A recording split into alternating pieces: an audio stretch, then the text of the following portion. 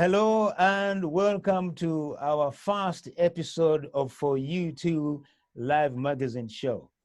The program is migrated from paper to live. Today, I'm going to introduce to you the lady who started everything from beginning. And her name is Sonja Kamara. So, Sonja Kamara, please take it away. Hi, thanks, Joseph. Welcome, everybody. Welcome to For You Too.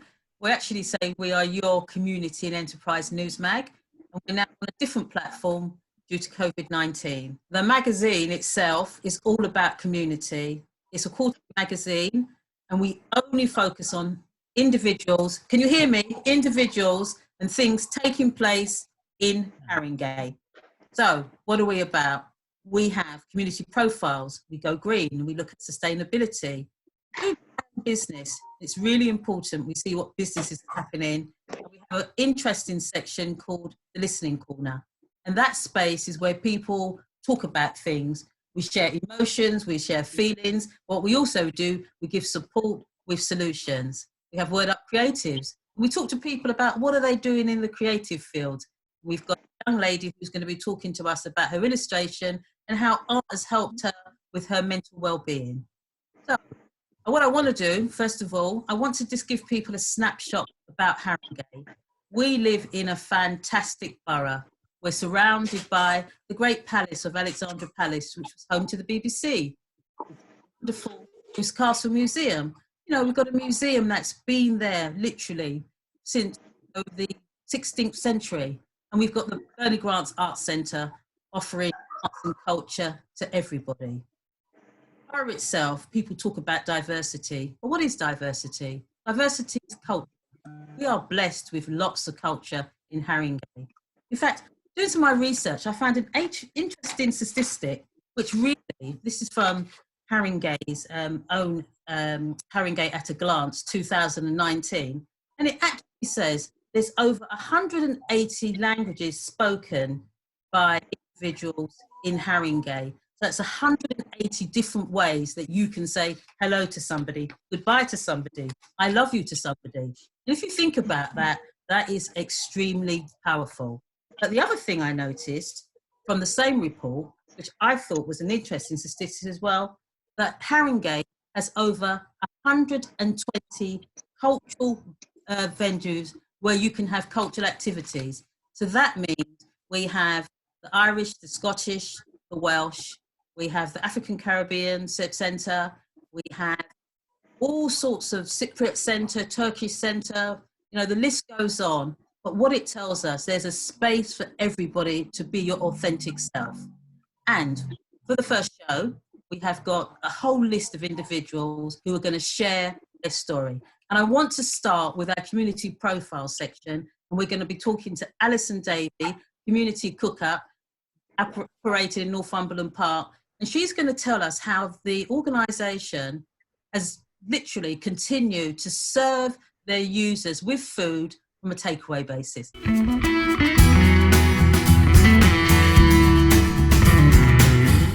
Alison. Hi, good morning.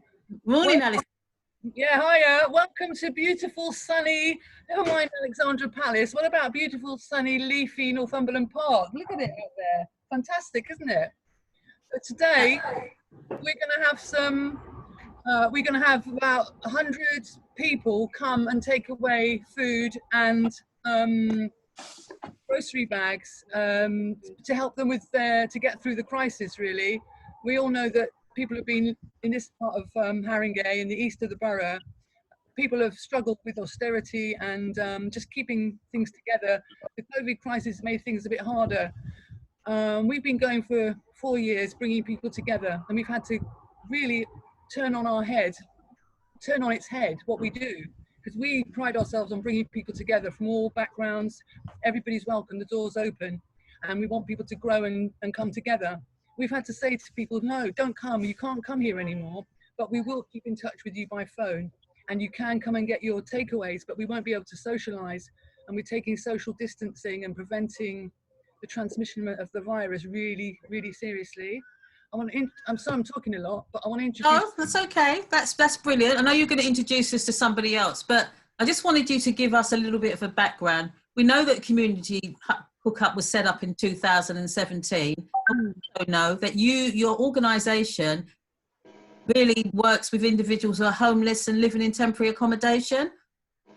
That's right. Well, as I say, the door's open, and when you welcome people into a social setting, regardless of their problems and background, it's a very powerful thing. And then people start to, because people start to open up about the problems that they're experiencing, and that's why we developed a service of this kind. So when people started talking about their problems, we wanted to respond to that.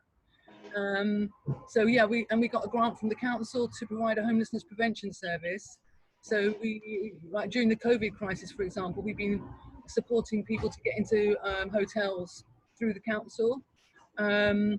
Obviously, suddenly it's become really important to get the homeless people off the street, and a lot of attention has been put into that, which is a really good thing. Excellent. What else? Well, why don't we introduce you to your, I think you're about to introduce us to is that one of your volunteers? Yeah, this is Nandi. This is Nandi. Do you want to introduce yourself? Hiya, I'm Nandi. I'm a healthcare worker and supporting the Cook Up with their infection control operations. So we set up the movement of people so that there's no sort of gathering. Chalk markers here where we're asking people to stand at 2 meters distance when they sort of queue up to collect their goodie bags and their hot food. So yeah, and then inside luckily we've got a big space, so we've set up some stations 2 meters apart where our volunteers are making up grocery bags for people to take away. Yeah. Excellent. Good. Oh, okay. Yeah. That's excellent. So Alison, so what are the other, so right now you've got Nandi as one of your volunteers, and I know you mentioned the program has expanded where you're now having to deal with the needs to keep in touch with your users. Because I know you mentioned to me that the Community Cook Up is a user-led program, which means you bend to sort the needs out for your clients, which is really So what other things are you having to provide for people due to COVID-19? I thought can I take you inside now? Yeah. It looks a bit weird here at the moment because there's no people. It's a horrible way to be, but that's the way we've had to even streamline our volunteers so that we don't have a mass gathering and that we're able to spread out. So this is the room where our volunteers are doing making up food bags. Where's Robert? Dividing up coffee in here. Okay, someone's dividing up coffee into little bags. Hello. We've got Hello. the food is lovely. A lot of it's packed up now, but the quality's good. We've got vegetarian food, and in the kitchen, which I'll show you in a minute if we've got time, we've got some lovely fresh food being cooked. We do a meat dish and a vegetarian dish. And the other thing we were mentioning about what else we do because of the COVID crisis. Well, what we've done is we've bought a load of phones from our little budget. We've got these £15 phones to give to people who don't have phones, because what happens is when we say to people, oh, we'll stay in contact with you by phone, and so many people say, well, I haven't got a phone. So we can give phones, and we do top-ups through an organisation, a website called Ding, where we can load up people's phones with credit or automatically and remotely. We just need the number and the provider. So we've been providing we've done £400 worth of top-ups in April. That's you give that to they actually receive the phone and the top up so you can keep in touch with them. Exactly. And so it gives that sense of community that we've built over the years. We can maintain that in this way, because it's not just about food after all. People need to belong and people want to be in touch. And so we found another way of doing that, and it's working pretty well. That's excellent that you've managed to keep the program going. situation. A lot of programs, as you know, they've had to readjust, they've had to close. Too long. And some of them are literally oversubscribed. So what you're doing is fantastic. But Yes. I know you mentioned that you might be looking for some volunteers to do befriending. Can you just quickly tell us a little bit about what that would entail and how people can get involved? Because right now it's a great time to volunteer. It is a great time, and some people sadly are not able to go. Are not working anymore, and that's it. You know, it's a whole life-changing thing to suddenly be without work. It's, you know, hopefully you're still getting some money coming in which case you may be able to offer some support to other people. It's a phone. We've got a phone support service. You would phone up. You maybe have a group of 3 or 4 people. You phone up weekly or fortnightly, whatever works for them and you. And it's a kind of befriending, but also where people have got practical problems that they need help with. They may be isolating and they may need someone to help with their shopping. It may be that they've been put out of work and they're waiting for their benefits to come through and they need to be supported to get some extra help. It may be linked, you know, one of the marvelous things about COVID, in a funny, ironic way, it's made people in their local communities come out of their houses, clap on a Thursday, but also connect with each other and help each other on a neighbourhood basis. And this is the basics of a sort of society I'm sure that we'd all like to create. A community. Definitely. A community that helps each other, not a community where people are scared to get out of the house or scared to talk to each other. Yes. Yeah, a community that's where people caring, compassionate, and involved. Exactly. Okay. And make our lives richer, so much richer. That's right. It's a learning for everybody, and that's what's interesting. What you've just said about COVID, it's actually made us, whether we want to know or not, who our neighbour is. You know, literally by default sometimes. Exactly. Because I know you're just in the middle there and you're getting everything going. Would you like to give a number out so that individuals, if they want to get in touch? Yes, I'll give my number because it's the one that I remember. Okay. Well, if you want, I think we wrote down. Do you want us to give the community cook-up contact number? I've got it here. You can do, but my number is the one that will get answered immediately. Okay. Well, let's give the number. We want to connect. So let's take the number that's going to get connected. Go ahead. It's 07734 145 375. Okay. Repeat that. 07734 145 375. Excellent. Okay, and so that's for anybody who wants to needs the service possibly, or they want to befriend, volunteer. They can telephone you and receive some more information. Yeah, and we can provide training and also sort of supervision and backup. So if you come across a problem where you feel out of your depth, then you can just talk to me. I've got a lot of training and experience, and so have some of the other volunteers. So you wouldn't be on your own dealing with difficult, challenging situations. You're always going to have a backup. Okay. Alison, thank you so much. That's Alison from Community Cook-Up, based in sunny Northumberland Park. Doing an excellent job continuing to feed individuals who definitely need a service during COVID-19. Thank you, Alison.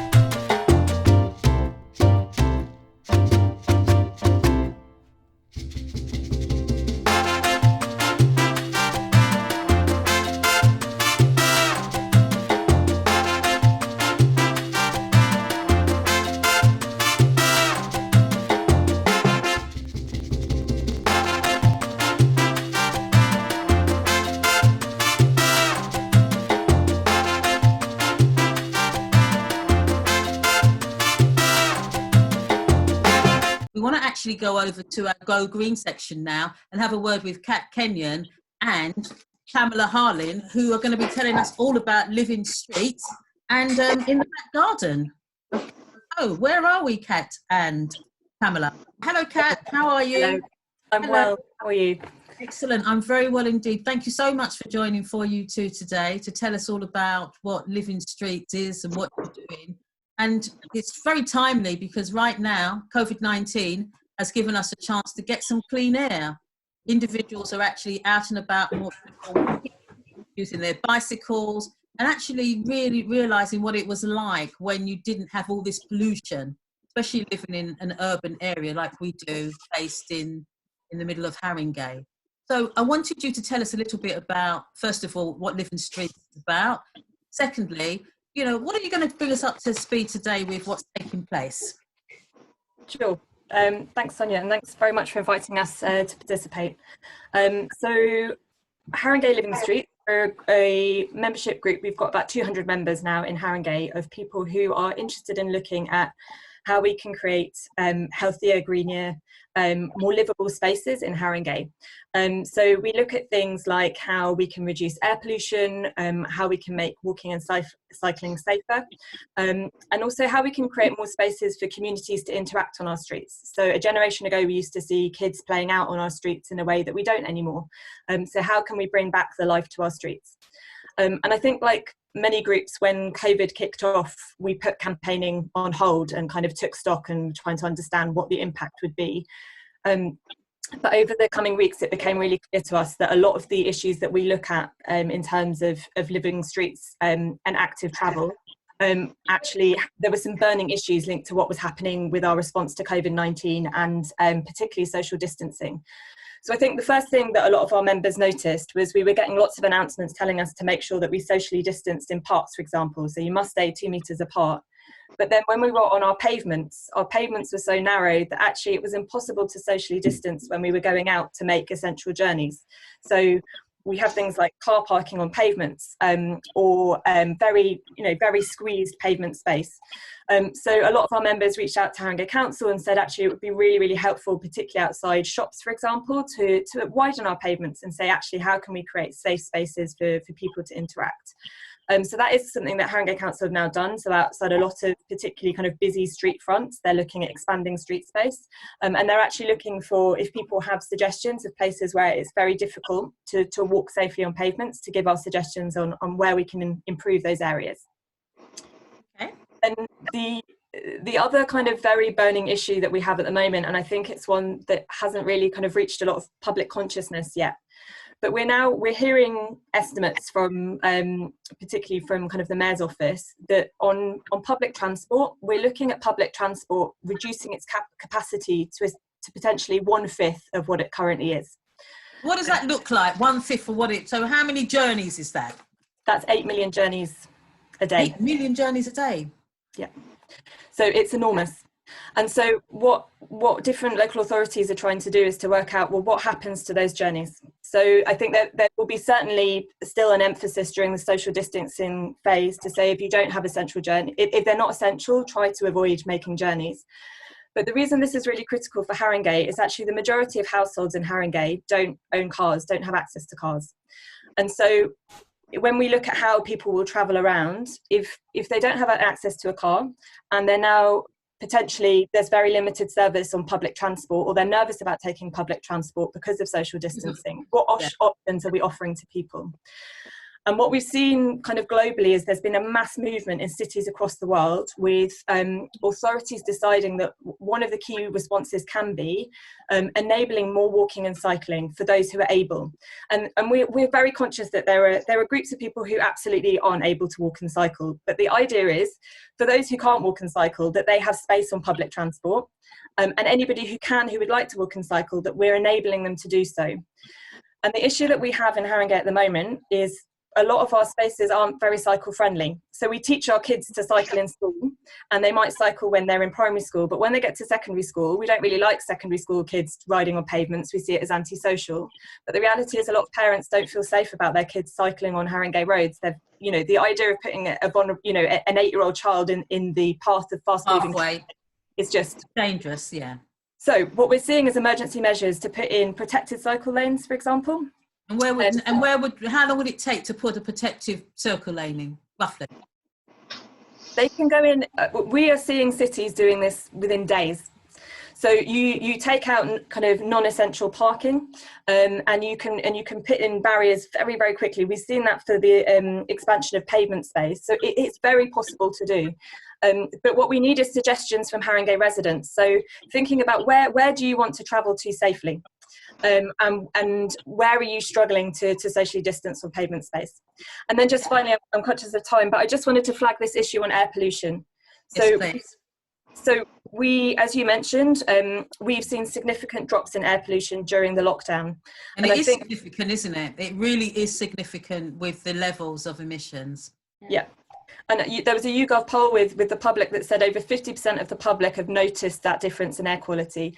And I guess as a group, what we're saying is when lockdown eases, we want the life to come back to our streets and we want businesses to thrive, but we don't want the air pollution back.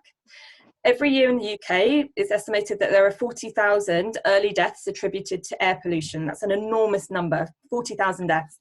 And this is something that we're saying, you know, when lockdown eases, we have to protect vulnerable lungs and we have to be providing people with clean air.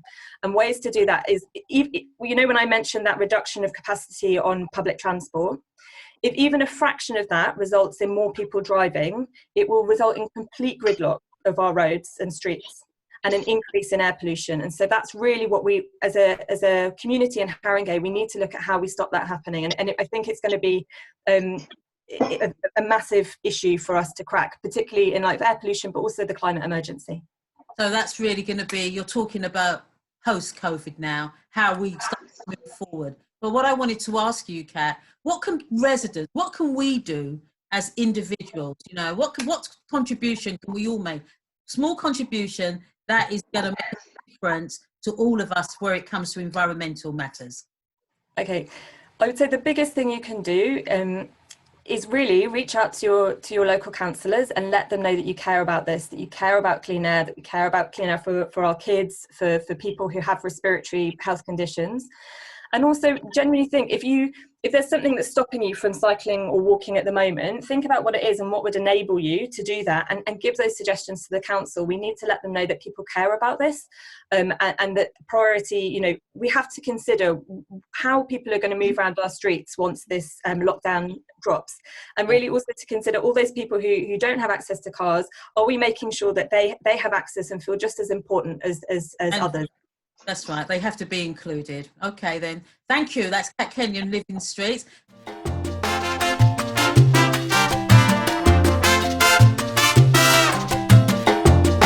Over to Pamela now. Pamela. Hi, hello, I'm Pamela. Here I am in my garden, just off White Hart Lane. Beautiful sunny day. I'm very lucky to have a garden where I can grow fruit and veg, but I know that not everybody has space to grow in. But you can grow things on your windowsills. So you can use anything to grow plants in. You can use egg boxes. You can use loo rolls, just cut the bottoms to make a little bottom there. Or you can use empty containers. Tubs. Yeah. As long as it has drainage in, that's fine. Soil you can get from anywhere. If you're buying it from a supermarket, try and buy peat-free if you can, but if you can't, in this crisis... Is there a difference in the price? Sorry? Is there a difference in cost for peat-free and... Peat-free might be slightly more expensive, I suppose, but peat is a really important habitat for our wildlife and for soaking up carbon. So the less we use of it, the better. Okay. So you can plant seeds. You can still buy seeds from supermarkets or online. You can try and use seeds from veg that you've bought, tomatoes, for instance, and just get them going, give them plenty of light, and they'll soon get away. Okay. So tomatoes need to be in quite a big pot, actually, to grow well. Okay. I know you mentioned... If you're having trouble getting plants, can I recommend the Growing in Haringey Facebook page? There's quite a lively marketplace there for plants that people have raised. So tomorrow we're celebrating the 75th anniversary of the end of the Second World War, Victory in Europe Day. Yes. It was a difficult time when people pulled together and shared things. So if you have spare plants, put them outside your house with a label so that people can take them away and use them. That is a really fantastic initiative. So we're asking residents and individuals who have plants, spare plants, to leave them outside label so that people can give them a new life and for Victory. I think it's great. Okay, so thank you very much. So Pamela, I wanted to quickly ask you, with the growing, so when we've grown something in our house, if we haven't got a garden, what do we do with it? I mean, what point do we, you know, sometimes things grow and grow. What can we then do with our plants if we don't have, you know, a little space or something? Okay, yes. Well, you can put things into public spaces. Can you? They need to be watered, that's the thing. But as I say, the Growing in Haringey Facebook page has a sort of swap market going on. So offer it to somebody else. Okay. Okay. Thank you so much indeed, Pamela. Thanks very much for being part of For You Too. And we will definitely be in touch, giving out our plants. So Pamela's there giving advice for everyone to share plants for VE Day, which I think is a wonderful idea. Definitely. Thank you, Pamela. Okay. So we've just had Kat Kenyon, Living Streets, and Pamela, who's Sustainable Haringey, talking about green issues, very simple green issues that you can participate in.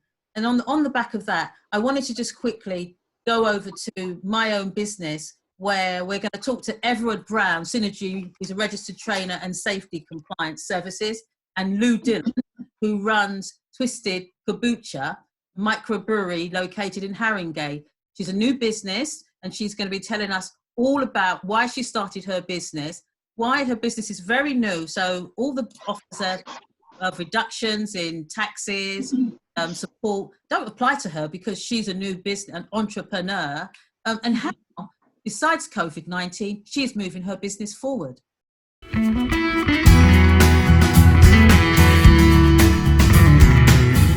Yeah, thank you so much for joining us, For You Too. Twisted Kombucha, tell us all about that as a microbrewer located in Haringey. I know you're a new business, but I also know you're a nutritionist, you're ex-NHS staff worker as a nutritionist. So you've got an interesting backstory under this COVID-19 story, the situation. But I just wanted to ask you, first and foremost, why did you start your business? Well, it was a change in career. I've worked in the NHS for 4 years as a nutritionist, working with child weight management. And I was getting very, very sick doing my job. I was very stressed. It was an under-resourced service. The NHS is quite busy. And I basically was needing a change. So I went back to do a degree in food science, a master's in food science. And during that journey, I realized that we needed low sugar drinks, linking back to the nutritionist work, and all the children were addicted to sugary drinks. So trying to find a solution for a low sugar drink, I brought my own homebrew kombucha into the lab in the science degree, analyzed it, analytically tested it, and at the end of it, I had a product which was a low sugar, healthy drink. So. Okay. So I think the obvious question is, which I'm sure people ask you, what is kombucha? What is it? This is going to be the question.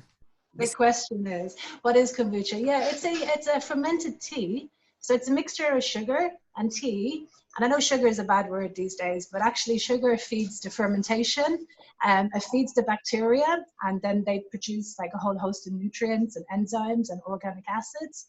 So in this case, sugar is good because it fuels a really anaerobic fermentation process, which is, so yes, it's a slightly effervescent, it's slightly sour and sweet. Yeah, really, really good tasting, fresh, healthy drink. Okay, so as a startup, can you talk us through, or just tell us a little bit about one of the things that we noticed? Everyone's at home furlonged, people have been made redundant, businesses are closed, and until during this lockdown and until there's a way forward, businesses will remain closed. We're going to hear from Everard Brown, who's going to be talking to us about what businesses need to do to reopen. But how have you managed to actually keep your business going and get a new market during this pandemic? Because you've gone against the grain, really. So how have you managed that?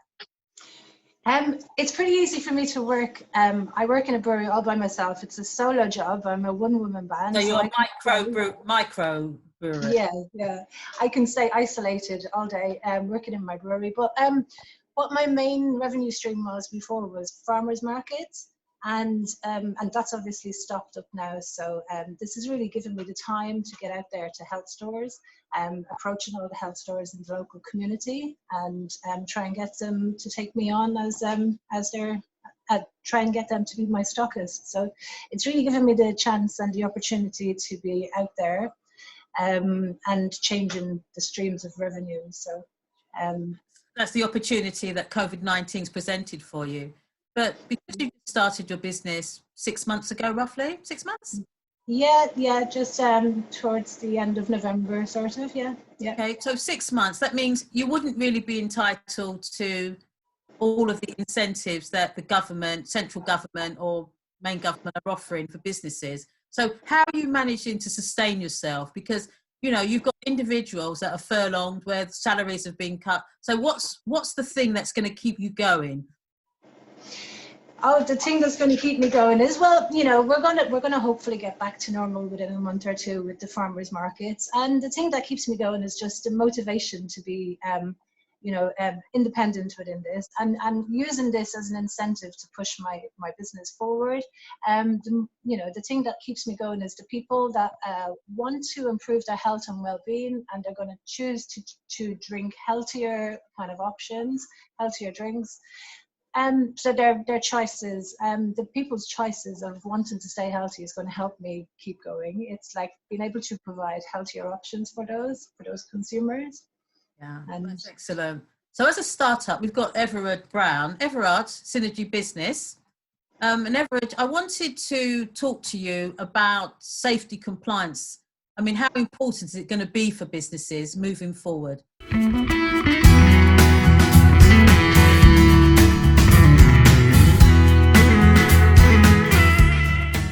Okay, hello Everard. Hello there. Thank you for inviting me to take part.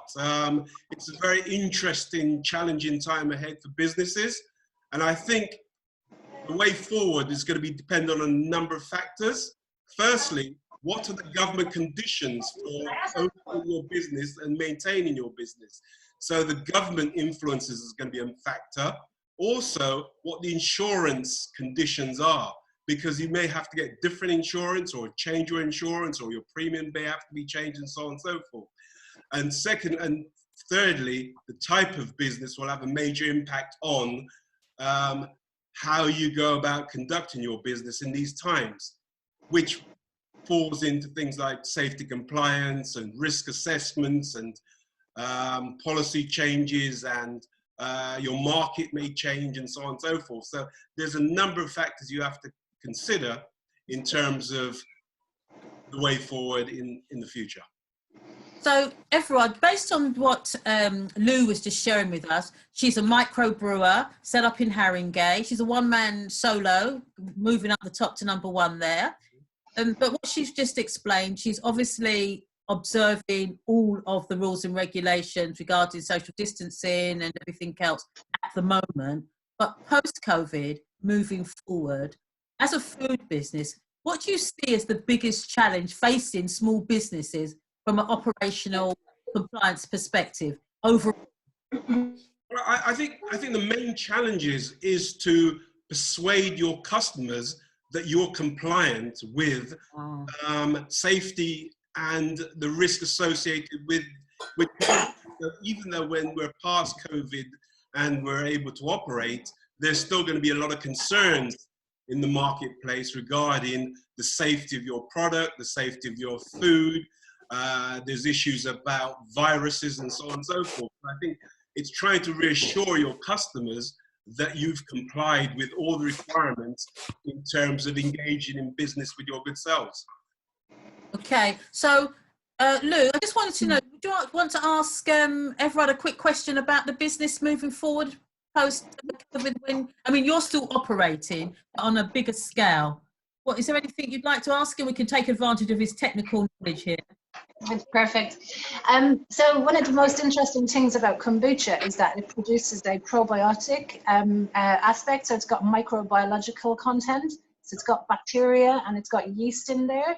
So obviously we're talking about viruses on a universal basis, and you know, it would be the best way of like reducing any kind of like cross contamination, or kind of like putting people's consumers' minds at risk that, you know, my operation is kind of in compliance to the guidelines, and I would just like to know about moving forward on how to kind of reassure my customers and my stockists that this is like, you know, there's no risk to the consumers, basically. I think you're going to have to approach it from a number of levels. I think communications if you've got a social media, websites, and so on and so forth, you may want to add something in your packaging to support the fact that you're compliant with the various legislative requirements in terms of food safety.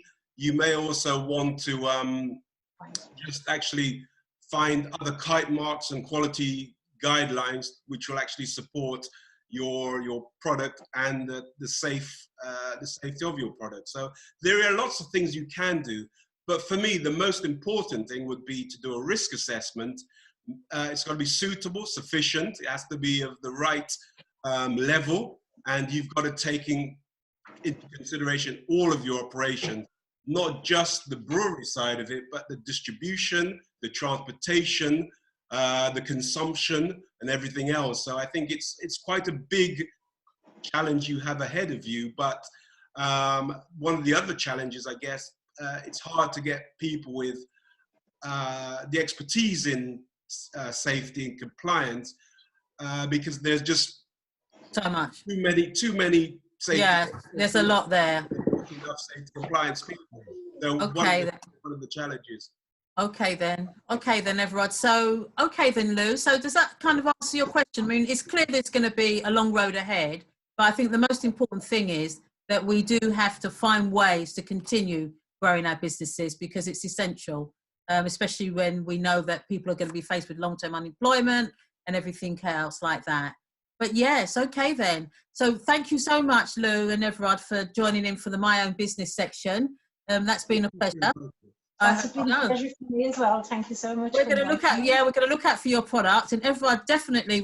Lots of businesses are going to need to start talking with you ASAP. Well, I can be contacted by my email address, which is e.brown@synergybusiness. That's SYNERGY business.co.uk. Or I'm quite happy for you to pass on my details. Excellent. Okay, let's see your kombucha. See your bottles of kombucha then. Amazing. So I've got 4 products. I've got 4 flavors, actually. There's 2 there.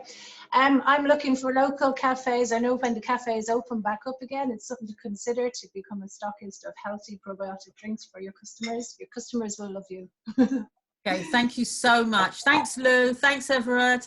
Okay. Thank you. Yeah, thanks so much for participating.